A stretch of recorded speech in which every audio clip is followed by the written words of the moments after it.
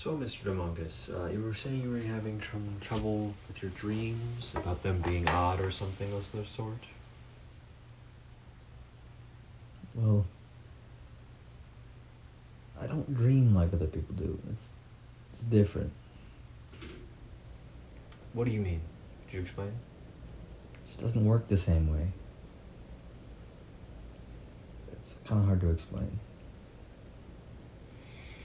Alright, let's try this. Lean your head back and close your eyes for me. Alright. Now, I want you to imagine you're dreaming right now. Visualize yourself dreaming. What do you see? I don't see anything, Doc. It's just a black void. Let's try this. I'll say an image, and you try to visualize it. Let's start with something simple. An apple. A common taste.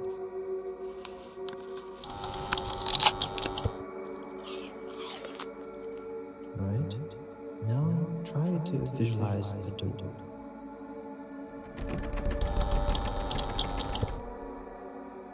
Now go through that door.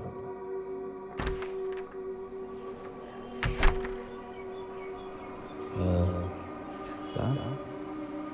I went through the door. Am I on top of a skyscraper now? Doc?